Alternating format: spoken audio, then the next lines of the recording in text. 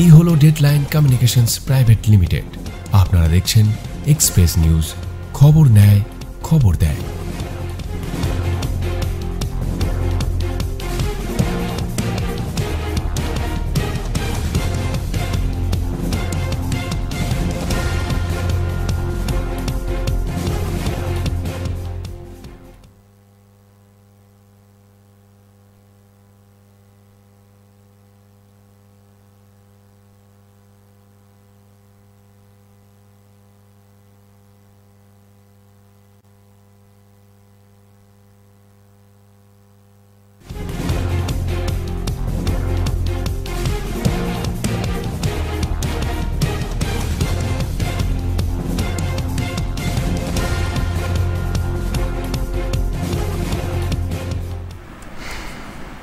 নমস্কার, শুভ সন্ধ্যা। আজকের এক্সপ্রেস অনলাইনে উপস্থিত হলাম একটি বিশেষ বিষয় নিয়ে, যে বিষয়টি এখন সম্ভবত পৃথিবীর সর্বত্রই একটা খুব বড় ধরনের সমস্যা, এবং রীতিমতো যে সমস্যাটা নিয়ে সামাজিকভাবে বহু মানুষ প্রতারিত হচ্ছেন, ক্ষতিগ্রস্ত হচ্ছেন। ফলে যে সামাজিকভাবে যেটা মনে হচ্ছে যে সমাজের যত অগ্রগতি হচ্ছে, অর্থাৎ সামাজিকভাবে যত সময় এগোচ্ছে তত অপরাধের যে ধরন সেটাও কিন্তু অনেকটাই পাল্টে যাচ্ছে। কিন্তু ডিজিটাল যে এখন বিশ্ব, এই বিশ্বে ডিজিটাইজেশন ছাড়াও যেমন গতি নেই, তবে সম্ভবত এই ধরনের যে অপরাধ তাকে নিয়েই কিন্তু মানুষকে এখন চলতে হচ্ছে। কারণ হচ্ছে যে বিশেষ করে যে শব্দটি এখন বিশেষভাবে সর্বত্র প্রায় ধ্বনি প্রতিধ্বনিত হচ্ছে, সেটা হচ্ছে সাইবার ক্রাইম। অর্থাৎ যেখানেই যাই আমরা, সাধারণ ব্যাংক থেকে থানা ফাঁড়ি থেকে আরম্ভ করে সর্বত্রই একটা কথা খুব এখন বলা যায় যে মানুষের মনে প্রায় একটা জব করার মতো হয়ে দাঁড়িয়েছে, এবং খুব 8 থেকে 80 সবার কাছেই প্রায় এই শব্দটি প্রায় একটা চেনা শব্দ হয়ে গেছে। সেটার নাম হচ্ছে সাইবার ক্রাইম। এই সাইবার ক্রাইম নিয়ে আজকের যে আলোচনা, সেই আলোচনাতে আমাদের সঙ্গে যিনি উপস্থিত হয়েছেন তিনি অবশ্যই একজন সাইবার বিশেষজ্ঞ, এবং তিনি যেহেতু এই বিষয়টা নিয়েই তিনি অধ্যাপনা করেন, ফলে তার কাছ থেকে আমাদের অনেক কিছু জানার আছে, অনেক কিছু শেখার আছে। এবং আগামী দিনে সাধারণ মানুষ যারা এই অনুষ্ঠান শুনছেন অথবা আগামী দিনে শুনবেন, তাদের কাছে কিন্তু আজকের বিষয় সেটা নিয়ে একটা নতুন একটা ধারণার অবতারণা হতে পারে। এটা একটা বলা যেতে পারে যে এটা আমাদের পক্ষ থেকে একটা প্রচেষ্টা। এবং আজকে যিনি আমাদের সঙ্গে এই বিষয় নিয়ে আলোচনার জন্য এসেছেন তিনি হচ্ছেন বিভাস সেন, অধ্যাপক বিভাস সেন। উনি আমাদের ন্যাশনাল ইনস্টিটিউট অফ টেকনোলজির অধ্যাপক, এবং এই বিষয়টা নিয়ে গবেষণা নিয়ে উনি আছেন। ফলে মানে ওনার থেকে যোগ্য মানুষ এই বিষয়টি নিয়ে, অর্থাৎ সাইবার ক্রাইম বিষয়টি নিয়ে আমার মনে হয় যে এই মুহূর্তে অন্তত আমাদের কাছে নেই। ফলে আমরা ওনার জন্য গর্বিত যে উনি আমাদের এখানে এসেছেন, এবং আপনাদের সঙ্গে কোনো না কোনো বক্তব্য আমরা শেয়ার করতে পারবো। অনেক ধন্যবাদ আপনাকে, আমাদের চ্যানেল করতেও ধন্যবাদ, একেবারে অভিনন্দন এবং ওয়েলকাম। আমি প্রথমেই বিভাসবাবু যেটা জানতে চাইব, প্রথমেই হচ্ছে যে আমি টেকনিক্যাল লোক নই এবং আমি বিশেষজ্ঞ নই। আমি শুধু প্রথমে এটা জানতে চাইবো যে সাধারণ মানুষ যারা সাইবার ক্রাইমের কথাটা শুনেছেন এবং অনেকে অনেকভাবে প্রতারিত হয়েছেন, আসলে সাইবার ক্রাইমটা কি, এটা নিয়ে যদি একটু প্রথমে বলেন। শুরুতেই বলে রাখি যে সাইবার ক্রাইম ব্যাপারটা খুবই বৃহত্তর পরিসরে বিস্তৃত। মানে আমি বলতে পারি যে আমরা যে আজকাল এনিথিং, মানে আমরা যে কোনো অপরাধ করি না কেন, যেটা মোবাইল হতে পারে, আমাদের ল্যাপটপ হতে পারে, ডেস্কটপ হতে পারে, যে কোনো মাধ্যমে আমরা যে ইন্টারনেটের মাধ্যমে যত কিছু কমিউনিকেশন করছি দিনে রাতে, এবং তার মধ্যে যে কোনো অপরাধ হওয়াটাই আমরা সাইবার ক্রাইমের অন্তর্ভুক্ত হিসেবে ভাববো। যদি আপনি ভাবুন এখন ছোট স্কেলে, ক্ষুদ্র স্কেলে বলবো, আজকাল আমাদের স্মার্টফোন ছাড়া চলছেই না। যে স্মার্টফোনের অ্যাপ্লিকেশন যেভাবে চলছে এবং পার্টিকুলারলি ইউপিআই অ্যাপ্লিকেশনগুলো যেভাবে চলছে, আর্থিক নয়ছয় হচ্ছে, সেগুলো একটা সাইবার অপরাধের মধ্যে পড়ে। দ্বিতীয়ত হচ্ছে পারছে যে আমরা সোশ্যাল সাইটগুলো যেগুলো ইউজ করছি আজকাল, সেটা ফেসবুক হতে পারে, অথবা আপনি বলতে ইনস্টাগ্রাম হতে পারে, হোয়াটসঅ্যাপ হতে পারে, এইগুলির মাধ্যমেও আমরা কিন্তু সাইবার ক্রাইমের শিকার হতে পারি। বিশেষ করে চিলড্রেনরা যারা আজকাল কি বলতে পারি যে যেভাবে অ্যাডাল্টস মুভিজ বা অ্যাডাল্ট সাইটগুলির দ্বারা আক্রান্ত হচ্ছে এবং তাদের মানসিক বিপর্যস্ত হচ্ছে, সেটাও একটা সাইবার ক্রাইমের মধ্যে পড়ে। আবার কিছু ক্ষেত্রে হচ্ছে আমি একটা আইআরটিসি টিকিট কাটতে যাচ্ছি, রেলওয়ে টিকিট কাটতে যাচ্ছি, দেখছি দীর্ঘক্ষণ ধরে আমি ওয়েট করছি যে টিকিটের চান্স পাচ্ছি না, কেন?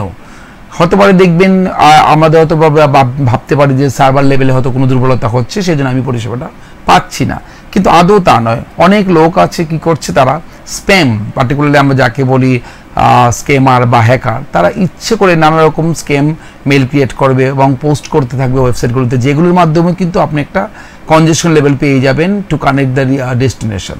তা সেইখানেও কিন্তু এক ধরনের অপরাধ কি হচ্ছে, সেটা আপনার অজান্তে আপনি জানেন না। এবং দেখা যাচ্ছে ব্যক্তিগত স্তরে আমরা যদি আপনার ব্যক্তিত্ব মানে একজন ব্যক্তি ইন্ডিভিজুয়ালি দেখি, সেখানে দেখবেন আমরা অধিকাংশ সময় ভুল করছি যে আমাদের অজান্তেই আমরা সাইবার ক্রাইমের শিকার হচ্ছি।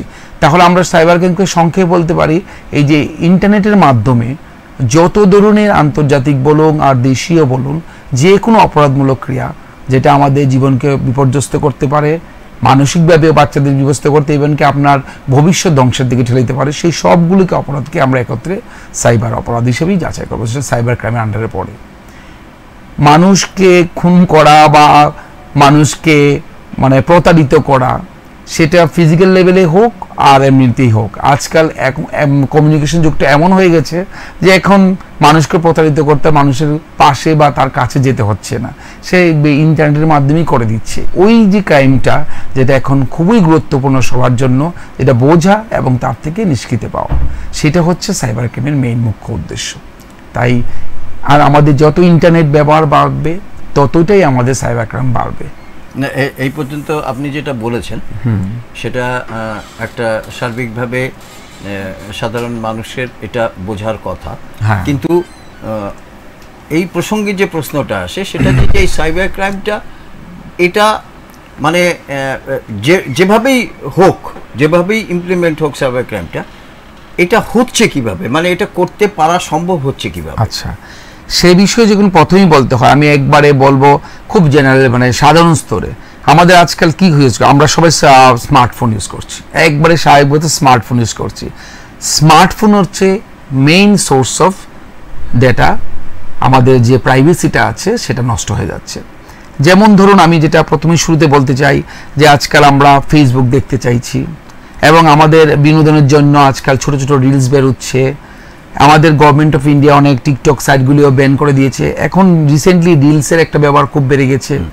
ইউটিউব একটা প্রচণ্ড বলতে পারি আমরা সবার কাছে খুবই শুধু গুরুত্বপূর্ণ নয় পড়াশোনার জন্য এবং অঙ্গাঙ্গে জড়িত। ইউটিউব মানে দেখতেই হবে, খুলতে হবে এরকম ব্যাপার। আর ছাত্রছাত্রীদের মধ্যে সবচেয়ে বেশি প্রবণতা দেখা গেছে ফেসবুক, ইনস্টাগ্রাম, হোয়াটসঅ্যাপ।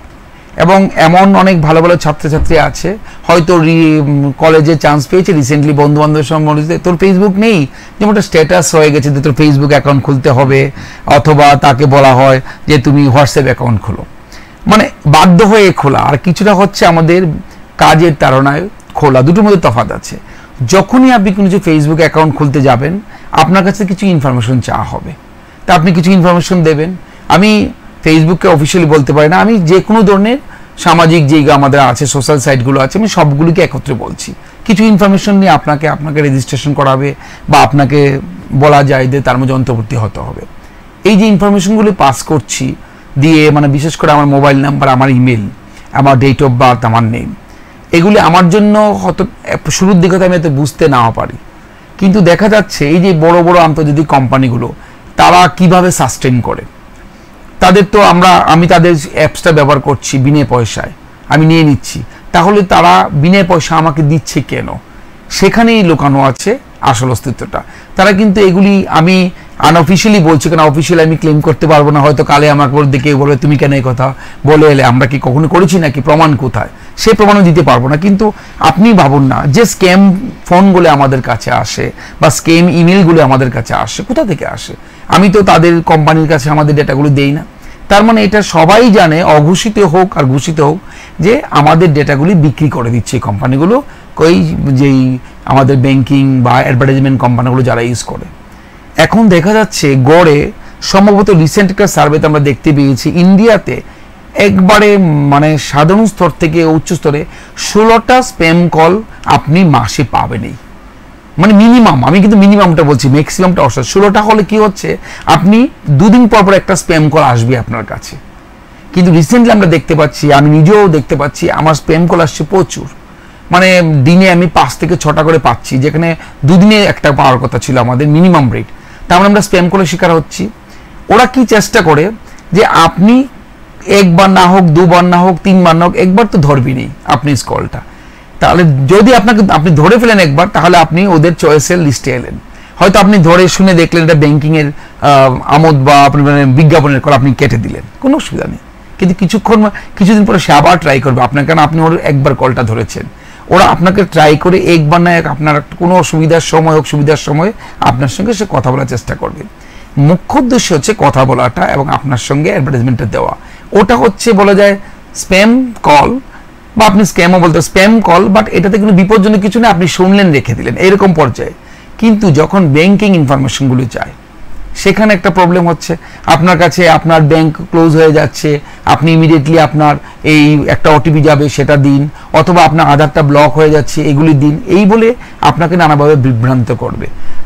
যদি আপনি হয়তো মানসিকভাবে ওই সময় অন্য অবস্থায় ছিলেন, আপনি বলে দিলেন ঠিক আছে ঝামেলা কি বন্ধ করতে চাইছেন, আমি দিয়ে দিলেন, কোনো না কোনোভাবে ওটিপি নিয়ে যাবে আপনার কাছ থেকে।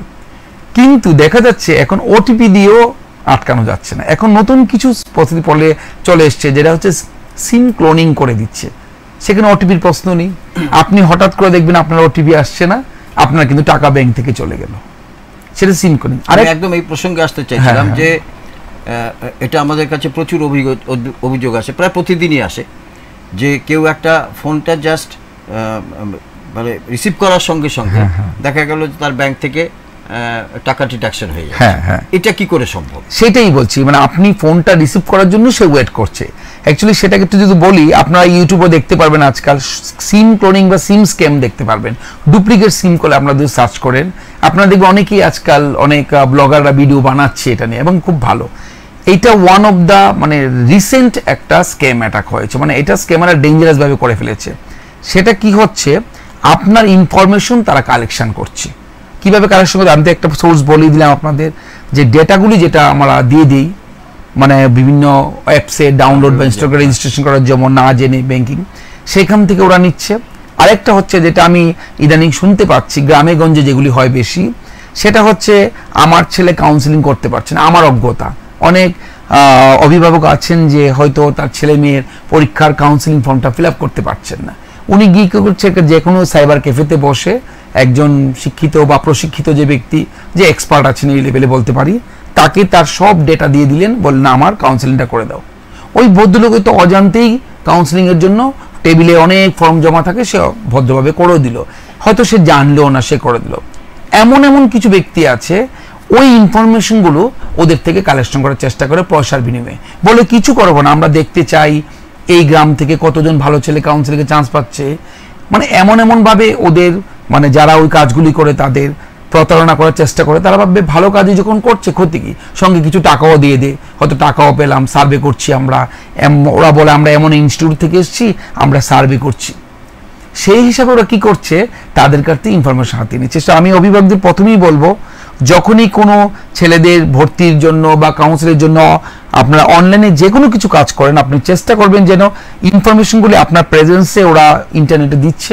যেহেতু আপনি হয়তো বাড়িতে কম্পিউটার কানেকশন নেই, বা আপনার মানে ইন্টারনেট কানেকশন নেই, বা আপনি কম্পিউটার সরবরাহ নন বলে তাদের সাহায্য নিচ্ছেন, ইনফরমেশনগুলো আপনার সামনে দেবার চেষ্টা করুন, যাতে কিছুতেই সে না যায়। আরেকটা জিনিস হচ্ছে, মোবাইল ফোনে যখন আপনার বারবার কল আসার চেষ্টা করবে, ঘন ঘন স্প্যাম কল, এবং পার্টিকুলারলি একটা বা দুটো নাম্বার থেকে আপনার কাছে ঘন ঘন কল আসছে, আপনি নাম্বারটাকে সঙ্গে সঙ্গে ডিএনডিতে ব্লক করার চেষ্টা করুন, অথবা আজকাল cyber crime gov.in A option আছে যে ওখানে গিয়ে আপনি যদি মনে করছেন তাতে থ্রেট আছে আপনি দিন।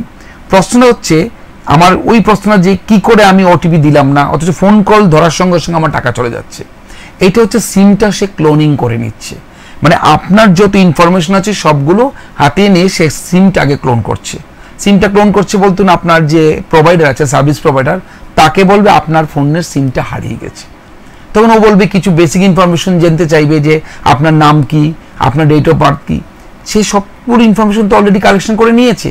সে বলতে থাকবে এবং তাদের যে প্রোটোকল আছে, রুল আছে, সেই নিয়ম অনুযায়ী দেখলো আর ঠিকই জেনুইন লোক, তাহলে ওকে সিমটা তখন ইস্যু করা হলো।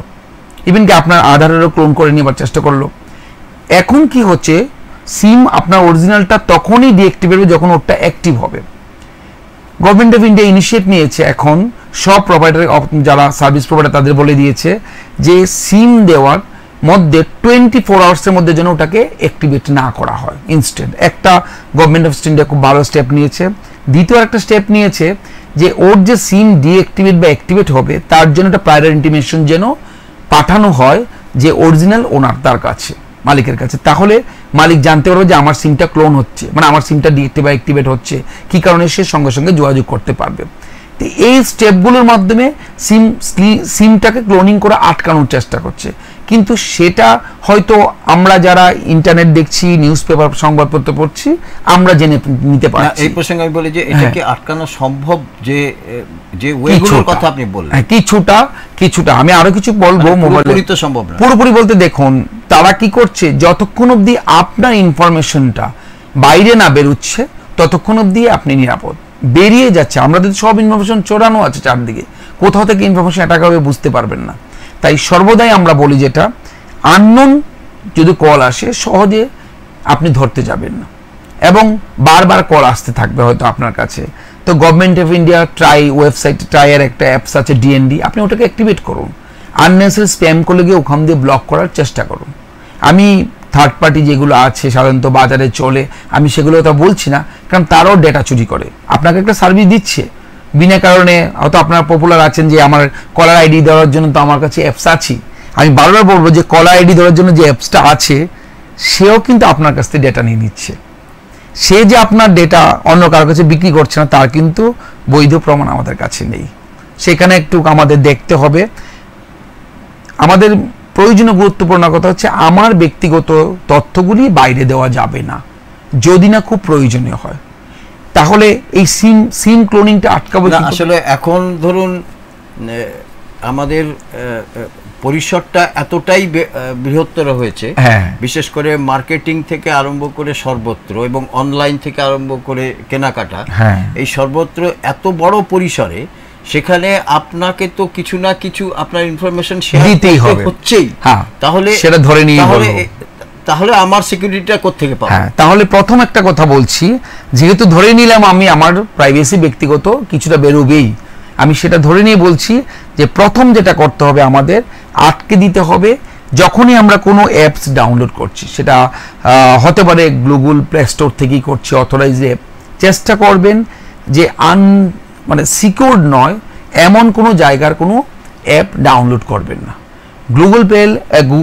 গুগল প্লে স্টোরে যেগুলো থাকে, আমি অ্যান্ড্রয়েডের কথা বলছি এবং যারা আইফোন ইউজ করছে তাদের সে অ্যাপগুলো বলছি, সিকিউরড অ্যাপগুলি থাকে। অ্যাপগুলি ইনস্টল করার পর তারা কিছু চালু করার জন্য আপনার কাছে পারমিশন চাইবে। আপনার অ্যাপসগুলোকে অযথা কোনো পারমিশন দেবেন না, যেই পারমিশনগুলো আপনার কন্ট্যাক্ট লিস্টে জানতে চাইছে, আপনার ভিডিওকে ক্যাপচার করতে চাইছে, ওইগুলো ব্যক্তিগত স্তরে খুবই ভয়ঙ্কর। ওই ইনফরমেশনগুলো ওদের দেওয়া যাবে না।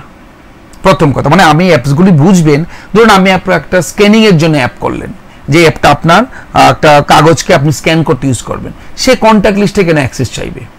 তাকে কন্ট্যাক্ট লিস্টে অ্যাক্সেসটা আপনি দেবেন না। মানে দেখবেন আপনার allow me to access the contacts বলে একটা অপশন থাকবে, আপনি অ্যালাউ করবেন না, ডোন্ট অ্যালাউ করবেন না, ডোন্ট অ্যালাউ করবেন। আবার হয়তো দেখছেন আপনি একটা অ্যাপস ডাউনলোড করলেন যেটা হয়তো আপনার সঙ্গে কল রেকর্ড করবে ফর ইউর ওন পারপাস, তাকেও কল লিস্ট দেওয়া যাবে না। কেন আমি ওকে কল লিস্টের অ্যাক্সেস দেব? আমার ব্যক্তিগত কল লিস্টও অ্যাক্সেস করবে কেন? শুধু আমার নয়, সে কি করবে, আমার এই কল লিস্ট থেকে ধরে নিতে পারবে কারা আমার সঙ্গে ব্যক্তিগত সম্পর্কে আছে। তখন ওই ব্যক্তির নাম করেই হয়তো আপনাকে ফোন করবে। আমি এরকম বলছি গলার, আর আজকাল তো আরেকটা মানে কি বলবো, আরেকজন বিপদ আমাদের সামনে হাজির, সেটা হলো বলবো যে আর্টিফিশিয়াল ইন্টেলিজেন্স। এখন ওটার মাধ্যমেও আপনার মানে খুব যারা কাছের লোকের ভয়েস ওরা কন্ট্রোল করে আপনাকে কল করতে পারে। সুতরাং ওই ব্যাপারটা আমাদের সাবধান থাকতে হবে যে আমরা কিছুতেই যে অ্যাপসগুলো আমরা অ্যাপ্লিকেশন বলবো, আমরা অ্যাপ্লিকেশনগুলো আমরা ডাউনলোড করে কাজ করছি সেগুলোকে কখনো পারমিশনটা দেওয়া যাবে না যদি না তাদের সেটা লাগে। যেমন ব্যক্তিগত কন্ট্যাক্টসগুলি, ক্যামেরা বলুন, আপনার মেমোরিজ, পার্টিকুলারলি আমাদের যে ডেটা থাকে আমাদের মেমোরিতে, সেগুলি পারমিশন দেওয়া যাবে না। ওইটা একটা part, first part. Second part হচ্ছে কল ফরওয়ার্ডিং যে অপশনগুলি আমাদের থাকে আমাদের সবার মোবাইলে, এটা ছোট ইউপিআই এনাবল। আজকাল তো নোকিয়ায় শুধু ইউপিআই অ্যাপ্লিকেশন দিয়েও কিপ্যাড ফোন বের করছে। সেই ফোনগুলোতে চেষ্টা করবেন কখনো কল ফরওয়ার্ডিং অপশন যেন অন না থাকে। কল ফরওয়ার্ডিং অপশনগুলো সব বন্ধ রাখতে হবে। তারপর যেটা স্টেপ আমাদের নিতে হবে সেটা হচ্ছে আধার অ্যাপ। আধার অ্যাপ পাওয়া যাচ্ছে মোবাইলে, আধার অ্যাপ। তা আপনার চেষ্টা করবেন যে আধার অ্যাপটা ইনস্টল করে আপনার আধারটাকে ওখানে রেজিস্টার করুন উইথ ইউর আধার ওটিপি। কিন্তু ওখানে দুটো অপশন আছে, আধারকে লক করে রাখা যায় আর আধারের বায়োমেট্রিক ফিচারটাও লক করা যায়। তা আপনাদের চেষ্টা করতে হবে যে আমি বায়োমেট্রিক ফিচারটা আধারে লক করে রাখবো। যখন আমার দরকার হবে আমি আধারের বায়োমেট্রিকটা আনলক করে আমি কাজ করব। এরপর আবার যখন কাজ শেষ হয়ে যাবে আমি আধারের লোকটা বায়োমেট্রিকটা লক রাখবো। তাহলে কি হচ্ছে, আপনার কাছে ওটিপি আসলো না, আপনার কাছে কোনো টাকা যাবে না। যেটা রিসেন্টলি এই সিম ক্লোনিংয়ের আগে বেশ ব্যাপকভাবে দুর্গাপুরের প্রচুর হয়েছিল এবং আমার নিকট আত্মীয় তার বলবো ভুক্তভোগী ছিল। তা ওটা আমি সলিউশন কি করে করেছি তা সেটা পরে বলছি, কিন্তু ওইটাও করা যাবে না। তাহলে আমাদের এখন যে কারেন্ট সলিউশন বলছি যে আমরা কি করে কিছুটা নিজেকে বাঁচাবো। প্রথম হচ্ছে আমরা কিছুতেই আমরা পারমিশন দেব না যে এই পারমিশনগুলি আমাদের ওই অ্যাপ্লিকেশন দরকার পড়ছে না, প্রথম কথা। দ্বিতীয় আরেকটা আপনি মনে রাখবেন যে কিছুতেই কল ফরওয়ার্ডিং অপশনগুলো দেওয়া যাবে না। ওরা প্রথমেই চাইছে আপনার কন্ট্যাক্টসের মাধ্যমে কল ফরওয়ার্ডিংটা ওই নাম্বার এনাবল করবে যেই নাম্বারটা দিয়ে স্ক্যামাররা স্ক্যাম করার চেষ্টা করবে, সেই জন্য সে আপনাকে ফোন করবে। আপনি ফোনটা ধরা মাত্র সঙ্গে সঙ্গে ওরটা অ্যাক্টিভ হবে, আপনারটা ডিঅ্যাক্টিভেট হয়ে যাবে। কিছুক্ষণ পরে দেখবেন আপনি নেটটা পাচ্ছেন না, আপনার মোবাইলে নেটটা পাচ্ছেন না হঠাৎ করে কোনো কারণে। তাই আপনারা সর্বদা যখন কোনো স্ক্যামার আপনাকে বারবার কল করে বিরক্ত করবে, আপনি মনে রাখবেন যে সে চাইছে আপনি বিরক্তি বোধ করার পর ফোনটাকে পাশে থেকে দূরে ফেলে দিন কিছুক্ষণের জন্য, মানে ফোনের পাশ থেকে আপনি দূরে সরে যান। সেটা হতে পারে আপনি সাইলেন্ট করে পকেটে রেখে দিলেন, সেটা হতে পারে আপনি আবার টেবিলে রেখে অন্য কোথাও সরে গেলেন। বুঝতে পারছেন লোকটা ওই সময়টার মধ্যেই সেই ফোনটাকে তার সিমটা এনাবল করবে, আপনাকে ডিসেবল করবে। কিন্তু যখন আপনি দেখতে পেলেন আপনার সিম থেকে নেটওয়ার্কটা চলে গেছে, আপনি জিজ্ঞেস করুন আপনার মিসেসকে, যদি একই প্রোভাইডার হয়, এই তোমার নেটটা আছে কিনা নেই। যদি দেখতে পাচ্ছেন আপনার তো ধরুন বিএসএনএল বা এয়ারটেল, ভোডাফোন যেটা ইউজ করছেন, আপনার মিসেস সেম সাবস্ক্রাইবার ইউজ করছে, আপনার নেটওয়ার্কটা অফ হয়ে গেল কিন্তু ওনার নেটওয়ার্কটা আছে, আপনি তখনই বলবেন আপনি স্ক্যামার শিকার হতে যাচ্ছেন। ইমিডিয়েটলি আপনি আপনার প্রোভাইডারকে ফোন করুন এবং আপনার পার্টিকুলারলি এই ফোন নাম্বারটা যে ব্যাংকের সঙ্গে আছে যেভাবে ওই ব্যাংকে বলুন আমি এখন কোনো ট্রানজ্যাকশন করছি না, আমার মোবাইলটা হ্যাক হয়ে গেছে। আপনি হয়তো হ্যাক হতে বুঝতে পারেন হ্যাক হয়েছে, ধরুন হ্যাক হলো না, কিন্তু আপনি দেখতে পাচ্ছেন একই বাড়িতে দুটোই এয়ারটেল সিম আছে, কিন্তু কেন আমার এয়ারটেলের সিমটা বন্ধ হয়ে গেল, ওরটা হলো, আপনি সেই বোঝার সুযোগটা দিতে পারবেন না। ওরা আপনাকে কিছুক্ষণ আগে বিরক্তি করলো, আপনি বিরক্তি বোধ করে দূর কিছুক্ষণ আমার তো কোনো অফিস নেই, বাড়িতে ছুটিতে কাটাচ্ছি, এই স্ক্যামের এই বিরক্তিকর ফোনটা আমি ধরবো না, আপনি সাইলেন্ট করে দিলেন। তখন এটা আসলে সাধারণ মধ্যবিত্ত বা নিম্নবিত্ত মানুষ বা যারা খুব একটা এসব বিষয়ে অভিজ্ঞতা নেই, মূলত এই ক্রাইমের শিকারটা তারা হয়ে থাকে। ফলে কিন্তু এই ব্যাপারটা এত তাড়াতাড়ি ঘটে যায় যে তারা সেটা কোনো কিছু আগেই ব্যাপারটা ঘটে যায়। তাহলে মানে এই বিষয়টা তাহলে সাধারণ মানুষ যারা প্রত্যেকে যারা খুব একটা শিক্ষিত নয় তাহলে তারা কি করবে? আমার মনে হয় তাদের এখনই যেটা বলছি সবার আগে তাদের স্মার্টফোনে গিয়ে কল ফরওয়ার্ডিং অপশনটা ইমিডিয়েটলি বন্ধ করতে হবে। ওই ব্যবস্থাটার মেইন উদ্দেশ্য হচ্ছে ওরা টার্গেট করছে আপনাকে ফোন করবে, আপনি ফোনটা একবার রিসিভ করা মাত্রই সে ওই কল ফরওয়ার্ডিং এর অপশনটা যদি অন থাকে নাম্বারগুলি তার দিকে ফরওয়ার্ড করে নিয়ে যাবে। ওই যে তার থেকে নাম্বারগুলি ফরওয়ার্ড করে নিয়ে যাবে, তখন আপনারটা ডিজেবল হয়ে যাবে কিছুক্ষণের জন্য। আর ওটিপি আসা ব্যাংকের যা কাজ করে, ব্যাংক কিন্তু ঠিক ওটিপি দেবে। ও যখনই ট্রানজ্যাকশন করার চেষ্টা করবে ব্যাংকের কাছে, তখন ওই যে অপরাধী তার সিমটা হয়ে যাবে অরিজিনাল, কারণ সে আগে আপনার সব ইনফরমেশন নিয়ে আপনার সিমের ক্লোন বানিয়ে নিয়েছে। রিসেন্ট যেটা হচ্ছে সেই সিমের ক্লোনটা হয়ে যাচ্ছে। আমরা যারা ব্যাংকে টাকা রাখছেন, ব্যাংকে বিশ্বাস করে, হ্যাঁ, তাহলে ব্যাংকের পক্ষ থেকে এই বিষয়ে কিছু করার নেই না। ব্যাংক তো ওটিপি ছাড়া আপনার টাকা ট্রানজ্যাকশন করবে না। তাহলে ব্যাংকের কাছে তো আপনার দায়বদ্ধ হচ্ছে, ব্যাংক তার সিকিউরিটি অবশ্যই দেবে যে আপনি বলছেন আপনার নেট ছিল, সবকিছু ওকে ছিল, তো ওটিপি আসেনি কিন্তু ট্রানজ্যাকশন হলো। ব্যাংকে কি আপনি অবশ্যই সাইবার সেল আপনাকে তো কমপ্লেইন করতে হবে। এটা সলিউশনটা আমি পরে বলছি, প্রবলেমটাকে বোঝার চেষ্টা করছি। তো প্রথম কথা হলো ব্যাংক কি করছে সেটা বড় কথা নয়। আমাদের প্রথমত ব্যাংকে যখন আমার ইনফরমেশন যাবে একটা ট্রানজ্যাকশনের, ব্যাংক দেখবে ওটিপি পাঠাবে, আপনি ওটিপিটা ভেরিফাই করার সঙ্গে সঙ্গে ব্যাংক তখন চালু করে দেবে। এটার আরেকটা অপশন আছে আমরা ইউজ করি আজকাল, ওটিপি অপশনটাকে বন্ধ করার জন্য। এসবিআই ব্যাংক আমি যেটু ইউজ করছি, আমি অন্য ব্যাংকও আশা করি আছে, একটা সিকিউর অ্যাপ পাওয়া যায়। সিকিউর অ্যাপ, যেই অ্যাপসটা এসবিআই থেকে আমি এসবিআই প্রমোটিং করছি না, আমি বলছি আমি এসবিআই ইউজ করে বলছি, ওই অ্যাপসটা আপনার এখানে ইনস্টল করা থাকলে ওই ওটিপিটা আপনার মোবাইলে জেনারেট হবে। ওই ফোন বা কমিউনিকেশন দিয়ে কিছু দিয়ে হবে না, সিম জেনারেট হবে না। কারণ ওটা আপনি আপনার ব্যাংকের ওয়েবসাইটে গিয়ে যখন আপনি কাজটা করে নেবেন, আপনার ব্যাংকের ওয়েবসাইটে আপনি করে নিচ্ছেন কাজটা, ওই ওটিপিটাকে আপনার মোবাইল থেকে আপনার ওই অ্যাপসটাকে একবার রেজিস্ট্রেশন করে নিতে হয়। হয়ে যাওয়ার পর ওই অ্যাপসের মধ্যে আপনার ওটিপিটা জেনারেট হবে। তাহলে এই ফোন কলিং এর মাধ্যমে প্রবলেমটা হবে না।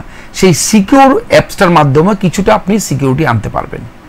কিছুটা পুরোপুরিটা না। সেখানে আমি কেন বলছি, কারণ ও তো সেই অ্যাপসটা ইনস্টল করতে পারে যদি আপনার অ্যাক্সেস পেয়ে যায় আপনার অ্যাকাউন্টটা। আমি শুরুতেই বলছি কোনো ব্যাপারে আপনার ব্যাংকের অ্যাকাউন্টের অ্যাক্সেস দেওয়া যাবে না। তাই বলে কি আমি অনলাইন কোনো কাজ করব না, আমি সব অফলাইনে চলে যাব, সেটা না। আরেকটা আমি বলবো যারা খুবই প্রাইমারি নলেজের মধ্যে বিশ্বাস করে, আপনাদের ব্যাংকের যে পাসবই সাধারণত আজকাল এনকারেজ করে না।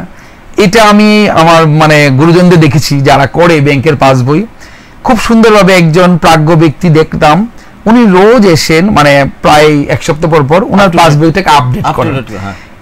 এই প্রসেসটা আজকে যারা আমরা নতুন প্রজন্মের কাছে জিনিসটা খুব বিরক্তিকর এবং ব্যস্তময় জীবনের জন্য আরেকটু চাপ হয়। কিন্তু আমি বলবো আপনি যদি 1-2 মাস একটু লক্ষ্য করছেন যে আপনার ব্যাংকের টাকাটা আপনি যেরকম এক্সপেক্ট করছেন সেরকম হচ্ছে না, এটা কমে যাচ্ছে, মাইনরলি কমছে বাট কমছে, একটু লক্ষ্য করে দেখবেন কেউ হয়তো আপনার এখান থেকে 100-200 করে ট্রানজ্যাকশন নিচ্ছে, আপনি জানতে পারছেন না। ও কিন্তু প্রথমে 100-200 টাকা দিয়ে শুরু করে, সেটা আপনার নজরে পড়ছে না। তাই আমি প্রথমেই বলবো যে পাসবুক আপডেট করুন, একদিন মাসে একবারই করুন, কারণ এত ট্রানজ্যাকশন হয়তো পাসবুক শেষ হয়ে যায়। বা আপনি যদি অনলাইন আপনার ব্যাংকের স্টেটমেন্ট আসে আপনার কাছে, স্টেটমেন্টটা খুলে দেখুন এমন কিছু ট্রানজ্যাকশন আছে কিনা যেগুলো আপনি করেননি কিন্তু হয়ে গেছে। যে দুটো আজকাল প্রায় লোকে করেই না, সেই দুটোই করতে হবে। একটা হচ্ছে যে পাসবুক আপডেট, হ্যাঁ, আর আরেকটা হচ্ছে যে আমি পাসবুক আপডেটটা বলছি না, আমি যেটা বলছি আপনি যেভাবেই হোক আপনার ব্যাংকের অনলাইন স্টেটমেন্ট আপনার কাছে চলে আসে, তা আপনি অনলাইন স্টেটমেন্টগুলি একবার দেখুন। অনলাইন স্টেটমেন্টগুলো যদি আপনি একবার দেখেন, আমার কাছে তো অনলাইন স্টেটমেন্ট চলে আসছে, আমি স্টেটমেন্টটা খুলে দেখছি এমন কোনো ট্রানজ্যাকশন আছে কিনা যেগুলো আমি করিনি। না, এই ক্ষেত্রেও আরেকটা সমস্যা আছে, বলুন। কারণ অনেক ক্ষেত্রে দেখা যায় যে এই যে স্টেটমেন্ট দেখার পরে যে কোনো জায়গা থেকে 200 টাকা বা 300 টাকা কেটে নেওয়া হয়েছে, এবারে সাধারণ মানুষ তারা বুঝতে পারছে না যে ব্যাংক হচ্ছে মাঝে মাঝেই সে আরো অনেক বিষয়, তাহলে ব্যাংকের সঙ্গে যোগাযোগ করতে হবে। হ্যাঁ, যদি তার কোনো ট্রানজ্যাকশন নিয়ে তার কৌতূহল জাগে যে ট্রানজ্যাকশনটা কেন হলো, ও ব্যাংকে অবশ্যই জিজ্ঞেস করতে পারে এই ট্রানজ্যাকশনটা আমি করিনি, এটা কি আপনারা করেছেন বা এটা কি হলো। ব্যাংক জাস্টিফাই করতে বাধ্য, ব্যাংক বলে দেবে যে হ্যাঁ এটা আমরা করেছি, এটা সার্ভিস চার্জ হিসাবে নিয়েছি, না এটা আমরা করিনি, এটা আপনাদের এন্ডেই দেখুন। ব্যাংক তদন্ত করে ওই ট্রানজ্যাকশন আইডি তো থাকবেই, সে অপরাধী টাকাটা সরাক, আর ওর ট্রানজ্যাকশন আইডি একটা থাকবে ফর ইচ ট্রানজ্যাকশন। ওই ট্রানজ্যাকশন আইডি ট্রেস করে ব্যাংক বলতে পারবে সেটা আমরা করিনি, আপনাদের দিকে ইউজার এন্ডে হয়েছে। ইউজার এন্ডে কে হতে পারে? ব্যক্তি নিজে হতে পারে, আনলে অপরাধী। ব্যক্তি নিজে করেনি তার অপরাধী। তাহলে তার প্রথম সাসপেক্টটা ব্যাংকে যাবে, দেখুন আমার দ্বারা এই ট্রানজেকশনগুলো আমি করিনি, সে ব্যাংকে ইমিডিয়েট কমপ্লেন করার পর ব্যাংক বলতে পারে আপনি সাইবার সেলকে জানান। ওই তখনই আমি সলিউশন যেটা সমাধান বলবো, সমাধান পর্বে গিয়ে সাইবার সেলকে ইমিডিয়েটলি জানাতে হবে। তখন ওই 100 টাকা 200 টাকা আমাদের বেশি নয়, আমরা নাও ভাবতে পারি, কিন্তু ভাববেন সে কিন্তু অলরেডি আপনার দরজায় মানে আপনার ঘরে ঢুকে গেছে, যখন তখন সে বড় কিছু করবে। তো ছোট ভুল করে দেখতে পাচ্ছে যে কেমন আমি করতে পারছি কিনা, যেটা আপনি চাপ নিলেন না, হঠাৎ করে একদিন দেখবেন আপনার অ্যাকাউন্টে সর্বস্ব নিয়ে চলে গেল, মিনিমাম ব্যালেন্স টু গো থাকলো না হয়তো। আমি অনেক সময় দেখেছি ও ট্রাই করে যাচ্ছে 3-4টে ট্রানজেকশন করে নিয়ে গেল, এক ট্রানজেকশনে পুরোটা করলো না। কিন্তু আপনি হয়তো মানে এত বড় অ্যামাউন্টের মাঝখানে আপনি 2 লাখ 1 লাখ চোখে বললেন না, হঠাৎ করে দেখলেন আপনার বিশাল বড় একটা অ্যামাউন্ট সরে গেল। বিশেষ করে যাদের জমানো সারা জীবনে জমানো পুঁজি, যারা অবসর মানে রিটায়ার হবার পর লাইফে জমানো পুঁজিটা ব্যাংকে রাখেন, তাদের তো আমি অবশ্যই বলবো যে যদি আপনারা স্মার্টফোন ইউজ করেন তাহলে সিকিউরিটিটা আপনাকে দেখতে হবে। স্মার্টফোনের প্রথম সিকিউরিটি হচ্ছে যে অযথা নানা রকম অ্যাপস ইনস্টল করবেন না যেগুলো আপনি ইউজ করেন না। বিশেষ করে আমি তো প্রথমেই বলবো পৃথিবীতে বিনামূল্যে কিছু হয় না। যদি আপনি কোনো কিছু বিনামূল্যে নিচ্ছেন, মানে ব্যক্তিগত জীবনের জন্য আপনি ইউজ করতে নিচ্ছেন বিনামূল্যে কিছু, যখন ওই অ্যাপসগুলো ব্যবহার করবেন, যেমন ধরুন স্ক্যানিং করছেন আপনি কোনো ইনফরমেশন, স্ক্যানিং করার জন্য তো আপনার ওই ক্যামেরা বা ওই অ্যাপসটাই যথেষ্ট। আপনি নেট বন্ধ রাখবেন, ইন্টারনেটের নেটটা বন্ধ রেখে আপনি স্ক্যান করবেন। ওই অ্যাপসগুলো যখন ইউজ করা শুরু করবেন আপনি, ও চেষ্টা করবে স্ক্যানিং করার সময় আপনাকে বিভিন্ন রকম অ্যাডভার্টাইজমেন্ট পাবলিশ করা, প্রথম যেটা তাদের স্টেপ অ্যাডভার্টাইজমেন্ট বিক্রি করা, আর না হলে আপনার ইনফরমেশন চুরি করা। সুতরাং এইটা একটা বিশাল কথা। সেটা হচ্ছে যে এই যে বিস্তৃতভাবে আপনি যে বিষয়টা ব্যাখ্যা করলেন, হ্যাঁ, মানে শেষ পর্যন্ত দিনের শেষে যে কথাটা খুব গুরুত্বপূর্ণ হয়ে আসে জানার বিষয়ে, সেটা হচ্ছে যে অর্থাৎ মানে কিছু না কিছু খুব সক্রিয়ভাবে রয়েছে, হ্যাঁ, যে কোন দিক দিয়ে ওরা ঢুকতে চায়, বা কোন দিক দিয়ে ওদের প্রতারণার জালটা বিস্তার করতে চায়। হ্যাঁ, হ্যাঁ। তাহলে এটার মানে শেষ পর্যন্ত এটা কোনোভাবে মানে সম্পূর্ণভাবে আটকানো সম্ভব হচ্ছে না। আমি এই মুহূর্তে আমরা যেরকম টেকনোলজি ইউজ করছি, দেখুন যখনই 1-2 বঞ্চিত হয়, যেমন সিম ক্লোনিংটা 2024-এ বলবো এসেছে, 2023-এর মাঝামাঝি থেকে 2000 মানে মার্চ গত ফাইন্যান্সিয়াল ইয়ারটাতে কিন্তু আধারের মাধ্যমে যেটা হতো বায়োমেট্রিক্সকে মানে উইদাউট ওটিপি আপনার টাকা ট্রান্সফার হয়ে যাচ্ছে, আপনার কাছে মেসেজ চলে এসছে যে টাকাটা ট্রান্সফার হয়েছে, কিন্তু আপনি টাকাটা ট্রান্সফার করলেন না, ওখানে মেসেজটা আপনার কাছে আসছে, কিন্তু ওইটার মধ্যে ওই প্রসেসটাতে কিন্তু ব্যাংক কর্তৃপক্ষ কিছুটা দায়ী। ব্যাংক কর্তৃপক্ষ আমি দুর্ভাগ্যবশত বলছি, ব্যাংক কর্তৃপক্ষ বলবো না, আমি বলবো ব্যাংক কর্তৃপক্ষের কাছে আমাদের মানে আমার যেটা ব্যক্তিগতভাবে বলি যে আধার সিডিং করা, মানে আধার এনাবল করতে হবে ব্যাংকের অ্যাকাউন্টে, এটাকে একটু বন্ধ করলে খুব ভালো হয়। আচ্ছা, এটা আমার একটা মানে একান্ত অনুরোধ করি সবাইকেই, কারণ আধারে কি হচ্ছে আমাদের অনেক বায়োমেট্রিক ইনফরমেশন এনক্রিপ্ট করা আছে, এবং আমি যেটা বললাম আধারকে আনলক করা, লক করা, বায়োমেট্রিক লক করা, আনলক করা অনেক উচ্চশিক্ষিত ব্যক্তির পক্ষ একটু অসম্ভব হয়ে দাঁড়ায় যদি না সে ওই অ্যাপসগুলি সরবরাহ হয়। আধুনিক ছেলেমেয়েরা চট করে নিতে পারবে। এটা তো একটা সরকারি সিদ্ধান্ত। হ্যাঁ, না সরকার নাকি এখন বলে দিয়েছে এটা ম্যান্ডেট নয়, আমি জেনেছি এটা ম্যান্ডেট নয়, এবং আমি আমার যতগুলি মানে 2-3টে ব্যাংক অ্যাকাউন্টেই থাকুক না কেন, আমি সবগুলো থেকে আধার বন্ধ করে দিয়ে আমি আমার ভোটার কার্ড দিয়েছি। এখন আধারটা ম্যান্ডেট নয়, আমি কিন্তু করেছি, আমি এই যে বিশেষ বলবো না, কারণ আমি দেখতে পাচ্ছিলাম এই আধার কার্ডের যে বায়োমেট্রিক ফিচারটা আছে সেটা ইউজ করে হ্যাকাররা কিন্তু করছিল, এবং বলবো না 2023 সালে ওটা একটা মানে বিশাল ক্ষতিগ্রস্ত হয়েছে, অনেক মানুষের টাকা চলে গেছে, যদিও ব্যাংক তুলনায় অনেক হেল্প করে আমাদের রিফান্ড করেছে, আমরা তো রিফান্ড পেয়েছি বা আমাদের পরিচিত অনেকে রিফান্ড পেয়েছে, কিন্তু আবার তাও বলবো আমাদের অনেক পরিচিত ব্যক্তিও পায়নি রিফান্ড, বড্ড দেরি করে ফেলেছিল। এই ধরনের মানে আধার বেসিস যেগুলি যে অ্যাটাকগুলি হচ্ছে সেগুলি খুব দ্রুততার সঙ্গে আপনাকে সাইবার সেলে জানাতে হবে, এবং খুব দ্রুততার সঙ্গে ইমিডিয়েটলি যেটা বললো ব্যাংকে ইমিডিয়েটলি আপনাকে হয়তো রাতে হলো, আপনি ইমিডিয়েটলি পরের দিন সকালে ব্যাংকে কন্ট্যাক্ট করুন, করে ব্যাপারটা ব্যাংকে জানাবেন, এবং করেসপন্ডিং সাইবার সেল যেগুলো আছে আমাদের স্থানীয় সেগুলোকে বলতে হবে। আমি দুর্গাপুর অঞ্চলে বলবো আপনি যদি আমাদের যেটা আছে অরবিন্দ থানার পাশে যে সাইবার কেন্দ্র আছে, ওখানে তো অবশ্যই আপনি কমপ্লেন লজ করবেন। তার পাশাপাশি আমাদের যেটা মেইন সেন্টার যেটা বলবো আসানসোল, সেখানেও যদি আপনি গিয়ে বলতে পারেন, দুটোতেই কাজ করছে, মানে ওটা তো আমাদের বলতে পারি প্রধান কেন্দ্র। তো ব্যক্তিগত স্তরে এগুলি তারা খুব দ্রুততার সঙ্গে কাজ করে, এবং আমি দেখেছি অনেক অনেক মানুষের টাকা ফেরত দিয়ে দিয়েছে এবং ফেরত পেয়েছে বায়োমেট্রিক যেটা। এবং ওটার একটা মেইন অস্ত্র হচ্ছে যে আপনারা যত তাড়াতাড়ি পারুন আপনার ব্যাংক থেকে আধারকে ডিলিং করুন। আমি পেনের সঙ্গে আধারের কথা বলছি না, আমি বলছি আধারের ব্যাংক অ্যাকাউন্টের সঙ্গে। এটা তো আমি অফিসিয়ালি বলার অবস্থায় নেই, কিন্তু আমি এই বিষয়টা অনেকের জানা ছিল না। হ্যাঁ, কিন্তু ওটা করলে কি হবে, ওই আধার দিয়ে যে করছে বায়োমেট্রিক স্ক্যামটা যেটা করছে, সেটা কিছুটা লেভেলে আপনি বন্ধ করতে পারবেন। ধরুন আপনি আধার সিডিং দিয়ে দিচ্ছেন, আপনি আর চাইছেন না মুভ করতে, কোনো অসুবিধা নেই। তাহলে আপনি যেটা করবেন, আপনার আধারটাকে লক করুন। তার মধ্যে দুটো ফিচার আছে, আধার লক, বায়োমেট্রিক লক। বায়োমেট্রিকটাকে তো অবশ্যই লক রাখতে হবে, এবং পরবর্তীকালে আপনি বায়োমেট্রিকটা আনলক করতে পারবেন। আপনি ইউটিউবে যান, অনেক ব্লগাররা আধার কিভাবে লক আনলক করা যায়, বায়োমেট্রিক লক আনলক করা যায়, তার অনেক ছোট ছোট ভিডিও আপনি দেখতে পাবেন। ওইগুলি শিক্ষামূলক, এবং ওগুলিতে দেখে সেই হিসাবে আপনি একজন মানে কি বলবো যে মোবাইল চালানোর দক্ষ, তার সাহায্য নিয়ে আপনি দুটো করতে রাখবেন। বায়োমেট্রিক লকের ক্ষেত্রে কোনো প্রয়োজন হয় না, আপনার কাছে ওটিপি আসবে, তা দিয়ে আপনি বায়োমেট্রিক লক করতে পারবেন। কিন্তু আধারটা লক করে রাখতে হলে আপনাকে একটা ভার্চুয়াল আইডি ক্রিয়েট করতে হয়, যেটাকে কোথাও লিখে রাখতে হয়, আপনার মনে রাখতে হবে।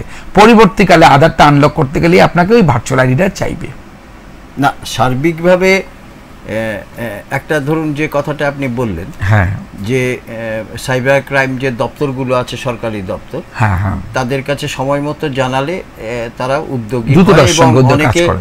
ফেরতও পায় এবং পাচ্ছে।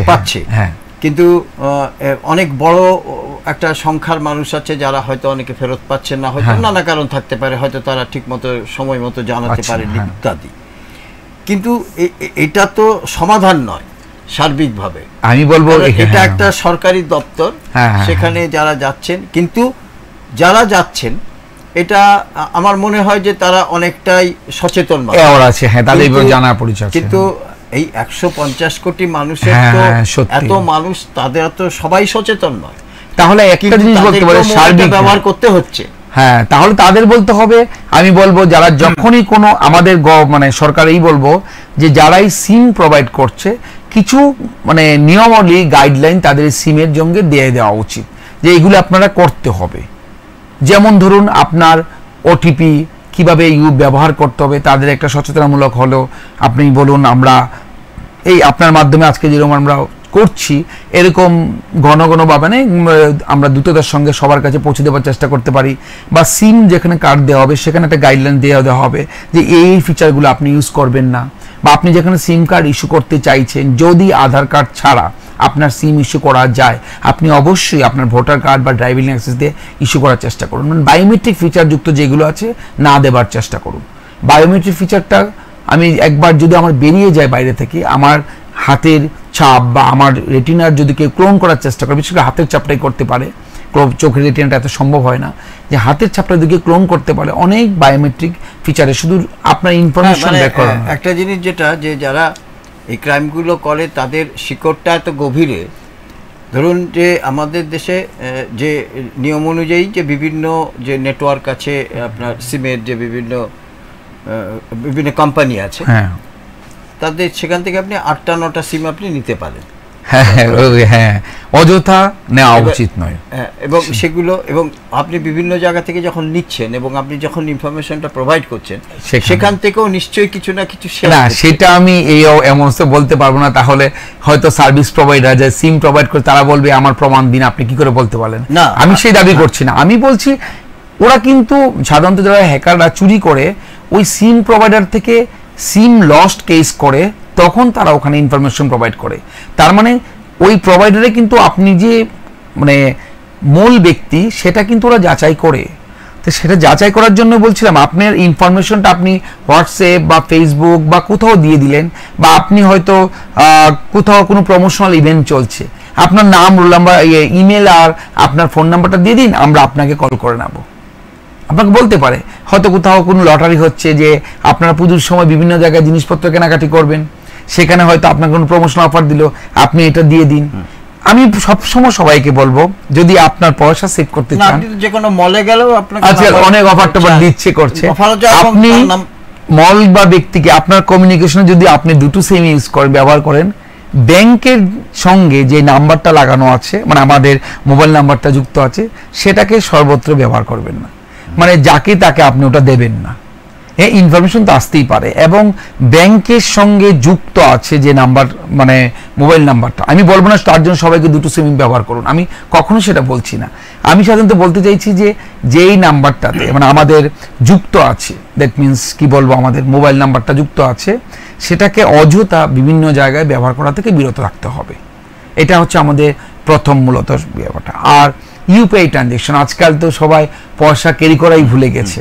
আমি বলবো মানে প্রথিতযশা, মানে ভালো যেখানে ব্যবস্থা নেই, চেষ্টা করুন একটু ইউপিআই স্ক্যান অবশ্যই করবেন। মানে আপনি 2 টাকা 5 টাকার জন্য ইউপিআই স্ক্যানটা কেন করতে চাইছেন?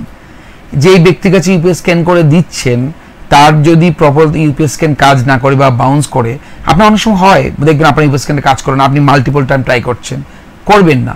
যদি আপনার কাছে পয়সা থাকে আপনি দিন।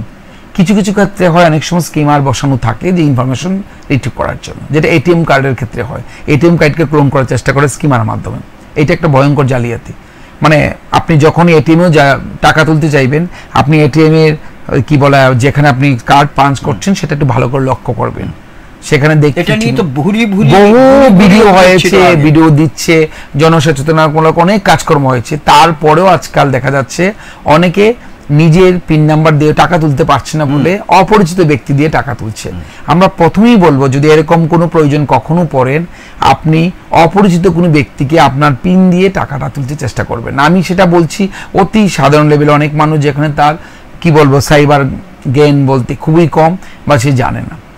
আর আজকে আমাদের স্মার্টফোনটা এত সহজলভ্য হয়ে গেছে, একবারে খুবই নিম্ন স্তরে অবধি চলে গেছে। আমি স্তর বলতে এখানে বুঝতে চাইছি যে শিক্ষিত বলে নয়, মানে মানুষের জীবনযাত্রায় প্রত্যেক লেয়ারের মধ্যে তো থাকে, তো সবার জীবনযাত্রা উনি একবারে বটম লেভেল থেকে টপ লেভেল যেখানে আমরা বলি, সেটা আর্থিকভাবেই বলি আর শিক্ষিতভাবে শিক্ষারভাবেই বলি, প্রত্যেকটা লেয়ারে কিন্তু স্মার্টফোন পৌঁছে গেছে। আরেকটা বিশেষ সোর্স আমরা দেখতে পাচ্ছি ইদানিং, আমি অভিভাবকদের অবশ্যই বলবো, ছেলে মেয়েদের যখন আপনি স্মার্টফোন দিচ্ছেন, আমি তো প্রথমেই বলবো এটা দেওয়া উচিত নয়, একটা সার্টেন পিরিয়ড না অবধি। আমি তখন বলবো যে পড়াশোনা করা অবস্থায় তাদের স্মার্টফোন থেকে দূর রাখা উচিত, শুধু তখনই দেওয়া উচিত যখন সে পড়াশোনামূলক কোনো কাজ করবে, এবং সেটা সম্ভব হলে আপনার পর্যবেক্ষণই করুক। যদিও ছাত্ররা বলতে পারে আমার ব্যক্তিগত পরিসরে মা বাবার হস্তক্ষেপ হচ্ছে, কিন্তু সেটা অনেক সময় দেখা যায় যে অনেক আসলে পড়াশোনাটাও তো এখন এক দরকার, সেটা ওরা স্মার্টফোন নিতেই পারে, স্মার্টফোন নিতেই পারে। এখন তো ধরুন আগে ওই স্লেটে হাতে খড়ি হতো, এখন তো আর স্মার্টফোনে হয়ে যাচ্ছে, সেটাও আর হচ্ছে না, এখন স্লেটের বাজারে না। আমি সেটা ধরে নিয়ে বলছি, ওই ছেলে মেয়েগুলিকে যখন কম্পিউটারে গেম খেলছে, তারা এমন মানে সাইটে চলে যাচ্ছে, সেই সাইটগুলি কোনো প্রকারেই নিরাপদ নয়। আপনার সামনে গেম খেলছে, সামান্য একটা গেম খেললো, একটা ডাউনলোড করলো, গেমটা খেললো, সে আবার আপনাকে ফেরত দিয়ে দিল, আপনি তো জানতেই পারলেন না ও যেই মানে ওয়েবসাইটটা থেকে ও ডাউনলোড করলো গেমটা, ওই ওয়েবসাইটটা নিরাপদ নয়। এবং ওই ব্যাংক সিম কার্ডে যে আপনার সিমটা আছে, সেটা আপনার ব্যাংকের সঙ্গে যুক্ত আছে, আপনি কিছুই করলেন না, অথচ ইনফরমেশনগুলো তারা নিতে পারবে।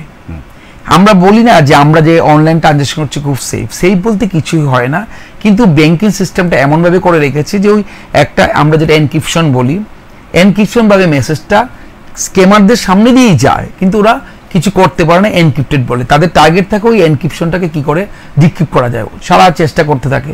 ওরা যখন কিছু একটা ডিক্রিপ্ট করে ফেলে, তখন ব্যাংক আরও তার পাওয়ারফুল এনক্রিপশন করার চেষ্টা করে। সেটাই আমাদের এখন অবধি চলে আসছে, যেটা আমরা বলতে সফটওয়্যার মাধ্যমে যেই আমরা নিরাপত্তা প্রদান করছি, মানে software security alone can sustain now. তাই আমাদের এখন যেটা ভবিষ্যতে আসছে, যেটা বলছি আমরা হার্ডওয়্যার লেভেলেও সিকিউরিটি এনহ্যান্স করব, ওই সফটওয়্যার এবং হার্ডওয়্যারের কম্বিনেশন একটা সিকিউরিটি থাকবে, যেটা ব্রিচ করাটা অনেক কষ্ট হবে, যে অনেক বেশি এফেক্টিভ হবে। এবং এটা নিয়ে রিসার্চ শুরু হয়ে গেছে, মোটামুটি ধরুন 10 বছর ধরে চলছে, এবং এখন অনেক যারা আমাদের কম্পিউটার প্রস্তুত ম্যানুফ্যাকচারের কোম্পানিগুলিও তাদের চিপগুলিতেও চেষ্টা করছে সেই হার্ডওয়্যার বেস সিকিউরিটি এনহ্যান্স করার জন্য। এবং এই হার্ডওয়্যার সিকিউরিটিটা মনে হচ্ছে ফিউচারে এই সফটওয়্যারের সঙ্গে একত্রে কাজ করলে কিছুটা আমরা আরও নিরাপদ পাবো। প্রথমেই বলে রাখি যে এই সিকিউরিটি যেটা বলছি সেটা খুবই রিলেটিভ, আপেক্ষিক। মানে আমি কখনোই ক্লেম করতে পারি না আই এম 100% সিকিউর। না, একটা কথা যে আপনি আমরা প্রায় শেষে এসে পৌঁছেছি, যে এই কথাটা আপনি একবার উল্লেখ করেছেন, এআই, আর্টিফিশিয়াল ইন্টেলিজেন্স, যেটা অনেকগুলো সিকিউরিটির কথা আপনি বলেছেন, যেটা অনেকগুলো চেষ্টা করলে কিছু কিছু অন্তত আমরা আটকাতে চেষ্টা করি, আটকানো যায়। কিন্তু শেষ পর্যন্ত যদি এই এআই যদি ব্যবহার করা হয় ব্যাপকভাবে, এবং এআই ব্যবহার করা এখন খুব সহজ হয়ে এসছে, সহজলভ্য হয়ে গেছে, তো এই এআই কে ব্যবহার করে তারা আরো অনেক দিক দিয়ে কিন্তু এই প্রতারণার জালটা বিস্তার করতে পারে। এটাকে কিভাবে আটকানো সম্ভব? আসলে যে রিসেন্টলি বলি যে আজকাল এআই এর প্রয়োগটা এত বেশি, আজকাল কিন্তু চ্যানেলে খবরও পড়ানো হচ্ছে এআই কে দিয়ে। এআই নেই, এটা খুব ভালো, মানে খুবই গুরুত্বপূর্ণ ইস্যু। কিন্তু পাশাপাশি এই আপনি অনেকগুলো কথা বললেন যে ক্লোনকে কিভাবে আটকানো যায়, এবারে এআই কে যদি ব্যবহার করে এই প্রত্যেকটা ক্ষেত্রে, কারণ তার সূক্ষ্মতা আরো অনেক বেশি, অলরেডি চলে এসছে, আপনি দেখতে পাবেন আপনার হোয়াটসঅ্যাপে এআই হেল্প দিচ্ছে, গুগলও দিচ্ছে, তো সেই ক্ষেত্রে মানে চিন্তা ভাবনা করছে। এখন যেটা হচ্ছে, আমরা যে ভবিষ্যতের যে নিরাপত্তাগুলি, সিকিউরিটিগুলি এনহ্যান্স করা হচ্ছে, সেটা হচ্ছে ওরা যেমন এআই বেসড আপনাকে অ্যাটাক করার চেষ্টা করছে, আমাদের যে মানে সিকিউরিটি নিয়ে যে গবেষণাগুলো হচ্ছে সেইগুলি এআই এনেবল করে দেওয়ার চেষ্টা করা হচ্ছে। মানে আমরা কি বলি, মেশিন লার্নিং যেটা বলি, আমরা ঠিক এআই বলবো না, আমি মেশিন লার্নিং ইউজ করে যে সিকিউরিটিগুলি যেন আনছে, যেন মেশিন লার্নিং রোবাস্ট হয়, মানে মেশিন লার্নিং যেন ওই সিকিউরিটিকে ব্রিচ করতে না পারে, সেইটাও আমরা গবেষণা স্তরে চলছে, যে আমাদের যে ভবিষ্যতে নিরাপত্তাটা আসবে সেটাতে মেশিন লার্নিং যেন ব্রেক করতে না পারে। মেশিন লার্নিং একটা মানে বলবো এমন প্রযুক্তি যে মানুষের যে অ্যাক্টিভিটিগুলোকে মিমিক করে করে আস্তে আস্তে সে নিজে মানুষের মতো ক্ষমতাধর হবার চেষ্টা করে। আমি বলবো না কখনোই মানুষের মানে ব্রেইনের সমকক্ষ, কখনোই আমি বলবো না, মানুষই তো সৃষ্টি করছে, হবার চেষ্টা করে, সুতরাং মিমিক পার্টটা চলে যায় আর কি। মানে একদম শেষে এসে পৌঁছে একটা প্রশ্ন খুব জানার ইচ্ছে, সেটা হচ্ছে যে সেটা একেবারেই মানে কম্পিউটার সংক্রান্ত নয়, কিন্তু হচ্ছে যে মানে আমাদের দেশ যেহেতু অনেকটাই অনুন্নত দেশের পর্যায়ে পড়ে এখনো, আচ্ছা উন্নত দেশেও কি এইভাবে সাইবার ক্রাইমের এফেক্ট হচ্ছে? খুব বেশি হচ্ছে। রিসেন্টলি আপনি শুনতে পাবেন আমেরিকার অনেকগুলি স্ক্যাম হয়েছে, যেগুলি স্ক্যামিং সোর্স বলতে দুর্ভাগ্যবশত আমাদের কলকাতার হিট লিস্টে চলে এসছে। তাদের কলগুলি কলকাতার যতগুলি মানে অনেক আনাচে কানাচে কল সেন্টারগুলো আছে, এই কল সেন্টারগুলি ওই তাদের মানে বলার ধরন, যেটা আমরা অ্যাকসেন্ট বলি, অ্যাকসেন্ট ফলো করে তাদের মানে অ্যাকসেন্ট ফলো করেই তারা ওখান থেকে স্ক্যামিং করে করে অনেক কাজ করছে। এটা স্ক্যামারদের একটা গ্রেট সোর্স, আমাদের কলকাতার নামও কিন্তু চলে এসছে। তার মানে বলা যায় যে শেষ পর্যন্ত এটা একটা গ্লোবাল ইস্যু, এবং সেটা কবে কখন কিভাবে এটাকে একেবারে নির্মূল করা যায়।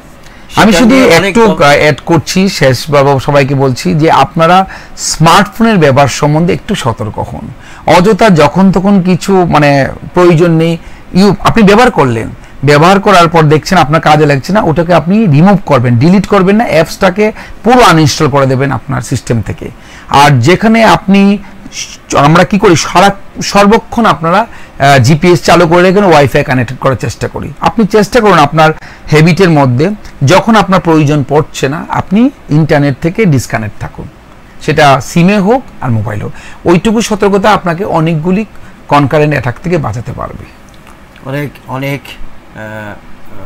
আলোচনা হলো, এবং শেষ পর্যন্ত সাধারণ মানুষ যারা আমাদের এই অনুষ্ঠান দেখছেন তারা এটা নিয়ে কতটা উপকৃত হবেন বা হলেন সেটা তো আগামী দিন বোঝা যাবে। তবে পর্দার ওপারে যারা ছিলেন তারা নিশ্চয়ই কিছু না কিছু হলেও তাদের সচেতনতা কিছুটা হলেও এসছে। আগামী দিনে হয়তো এই ধরনের অনুষ্ঠান নিয়ে আবার আপনার কাছে আমরা উপস্থিত হব। আজকে যেহেতু আমাদের কাছে সময় প্রায় শেষ, সেহেতু এটুকুই আমার বলার যে এই যে একটা বিশ্বের একটা অন্যতম একটা অপরাধের শীর্ষ একটা যে শিরোনাম সেটা হচ্ছে যে সাইবার ক্রাইম, এবং এই সাইবার ক্রাইমটা কীভাবে সেটাকে রোধ করা যায়, কতটা চেষ্টা করেও কিছু না কিছু যে রোধ করা যায়। আজকে অন্তত আমাদের সঙ্গে যিনি বিশিষ্ট অতিথি যিনি উপস্থিত হয়েছেন, তার কথাতে অন্তত এটুকু বোঝা গেল যে অন্তত চেষ্টা করলে কিছুটা হলেও করা সম্ভব, এবং যদি প্রয়োজন হয় আগামী দিনে আমরা আবার আলোচনায় আসব। এবং বিভাসবাবু, আজকে আপনি আমাদের সঙ্গে উপস্থিত হলেন এবং এত মূল্যবান আলোচনা করলেন, এবং আমরা সত্যিকারের সমৃদ্ধ হলাম, এবং আমি আশা করি যে আমাদের যারা দর্শক যারা দেখছেন তারাও অনেকটা কিছু জানলেন, বুঝলেন। আজকে যেহেতু আর সময় নেই, অনেক ধন্যবাদ আপনাকে, এবং আগামী দিনে ফের আপনাকে আমন্ত্রণ জানিয়ে রাখলাম এই ধরনের অনুষ্ঠানে আসার জন্য। আজকে আমাদের অনুষ্ঠান শেষ হলো। আপনাদেরকে সকলকে শুভরাত্রি। শুভরাত্রি।